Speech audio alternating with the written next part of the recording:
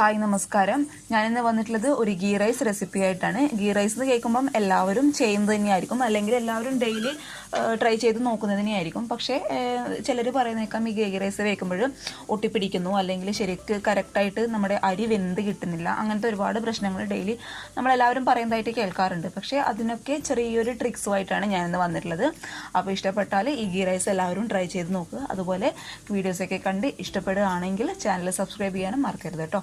അപ്പോൾ നമുക്ക് പെട്ടെന്ന് തന്നെ ഈ ഗീ റൈസ് റെസിപ്പി എങ്ങനെയാണ് ചെയ്യുന്നത് നോക്കാം.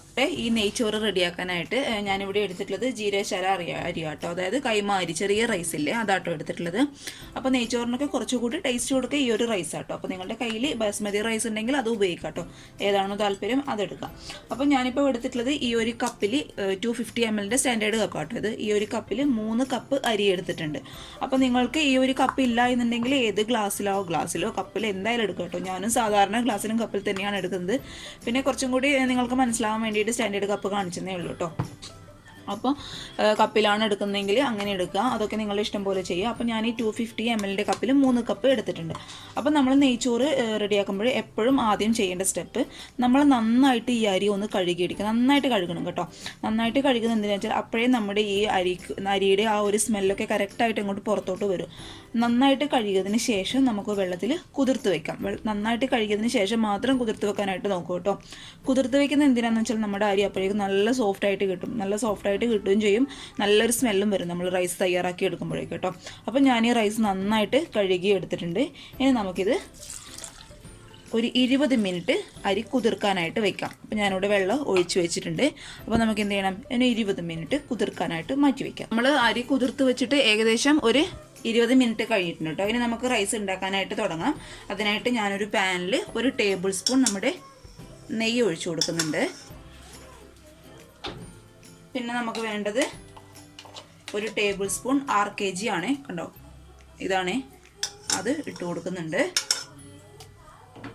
പിന്നെ ഞാൻ ഇട്ട് കൊടുക്കുന്ന ഒരു 1/4 ടേബിൾ സ്പൂൺ നമ്മുടെ വനസ്പതിയാണ് കേട്ടോ. വനസ്പതി കയ്യിലുണ്ടെങ്കിൽ ചേർത്ത് കൊടുക്കുക, അതുണ്ടെങ്കിൽ നല്ലൊരു ഫ്ലേവർ കൊടുക്കും, ഇല്ലെങ്കിലും കുഴപ്പമൊന്നുമില്ല കേട്ടോ. അപ്പോൾ 1/4 ടേബിൾ സ്പൂൺ വനസ്പതി ഇട്ട് കൊടുത്തിട്ടുണ്ട്. ഈ നെയ്യും വനസ്പതിയൊക്കെ ഒന്ന് ചൂടാകുന്ന സമയത്ത് നമുക്കിതിലോട്ട് ഒരു മീഡിയം സൈസുള്ള സവാള നമുക്ക് ബിസ്ത റെഡിയാക്കാനായിട്ട് ഇതിലോട്ട് ഇട്ട് കൊടുക്കാം കേട്ടോ. ഈ ഒരു നെയ്യ് തന്നെ നമുക്ക് ചോറ് റെഡിയാക്കി എടുക്കാം. അതിന് മുന്നേ നമുക്ക് ആദ്യം ഇതിനാവശ്യമായിട്ടുള്ള ബിസ്തയൊക്കെ ഒന്ന് റെഡിയാക്കി എടുക്കാം. അപ്പോൾ സവാള ഞാൻ നീളത്തിൽ കട്ട് ചെയ്ത് ഇട്ട് കൊടുത്തിട്ടുണ്ട്. അധികം നേർങ്ങനെയായിട്ട് കട്ട് ചെയ്യാൻ നോക്കാം കേട്ടോ, അപ്പോഴാണ് പെട്ടെന്ന് ഇത് വാടി കിട്ടും. നമുക്ക് നന്നായിട്ട് അങ്ങ് വഴറ്റുക. നമ്മുടെ സവാളയുടെ കളറൊക്കെ ഏകദേശം മാറുന്ന സമയത്ത് ഇതിലോട്ട് കുറച്ച് അണ്ടിപ്പരിപ്പ് അതുപോലെ മുന്തിരി ഇട്ട് കൊടുത്തിട്ടുണ്ട് കേട്ടോ.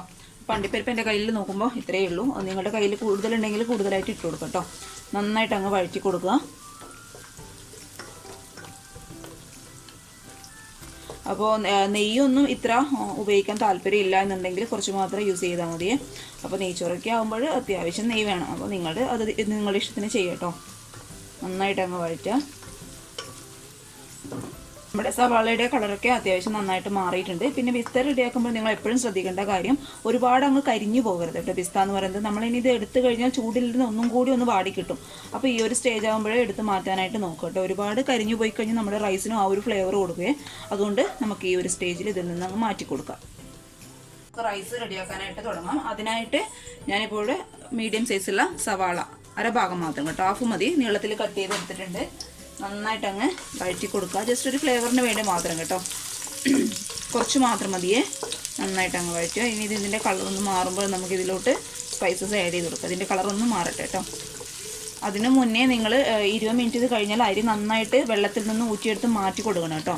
ഒരുപാട് അങ്ങ് കുതിർന്ന് പോകണ്ട, നന്നായിട്ട് അങ്ങ് അടിഞ്ഞു പോകും നമ്മുടെ ഒരു റൈസ് എന്ന് പറയുന്നത്. അതുകൊണ്ട് 20 മിനിറ്റ് കഴിഞ്ഞാൽ അരി വെള്ളത്തിൽ നിന്ന് മാറ്റി കൊടുക്കുക കേട്ടോ. ഇനി ഇത് നന്നായിട്ട് അങ്ങ് വഴറ്റുക.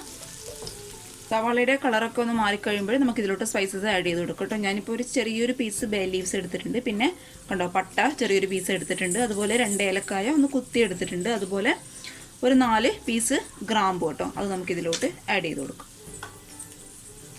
നന്നായിട്ട് അങ്ങ് വഴറ്റുക. ഇനി നമുക്ക് ഇതിലോട്ട് അരി നന്നായിട്ട് കഴുകി എടുത്ത അരി കേട്ടോ, ഊറ്റിയെടുത്ത അരി ഞാൻ ഇതിലോട്ട് ഇട്ട് കൊടുക്കുന്നുണ്ട്. കംപ്ലീറ്റ് ആയിട്ട് ഇട്ട് കൊടുക്കുക കേട്ടോ. നന്നായിട്ട് അങ്ങ് വഴറ്റുക. നമ്മൾ ഈ അരിയിലെ കുതിർത്ത് വെച്ചുകൊണ്ട് കുറച്ച് വെള്ളം ഉണ്ടാവും, അതൊക്കെ ഈ ഒരു ഇതിൽ കിടന്നിട്ട് നന്നായിട്ട് അങ്ങ് വറ്റണം കേട്ടോ. അതിനായിട്ടാണ് നന്നായിട്ട് അങ്ങ് വഴറ്റി കൊടുക്കുക.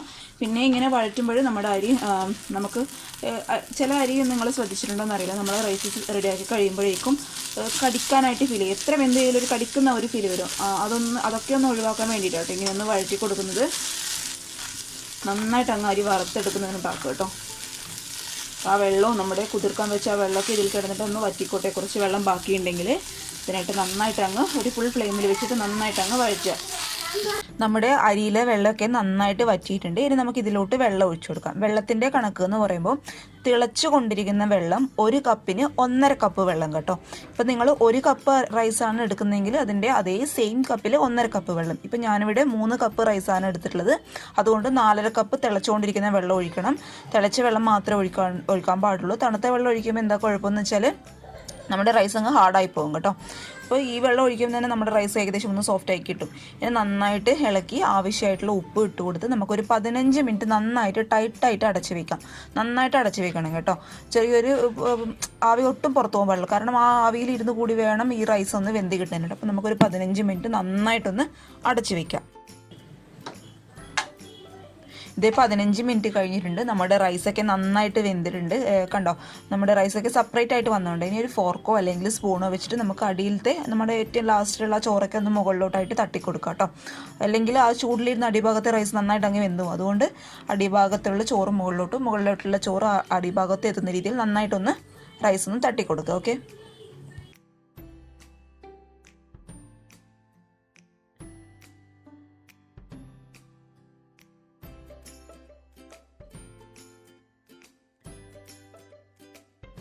ഇനി നമുക്ക് ഇതിലോട്ട് നമ്മൾ നേരത്തെ ഫ്രൈ ചെയ്ത് വെച്ച നമ്മുടെ സവാളയും അതുപോലെ നമ്മുടെ ബിസ്തയും അതുപോലെ കുറച്ച് മല്ലിയിലൊക്കെ ഞാൻ കട്ട് ചെയ്ത് മാറ്റി വെച്ചിട്ടുണ്ട്. അതൊക്കെ നമുക്ക് ഇതിലോട്ട് ഇട്ട് കൊടുക്കാം.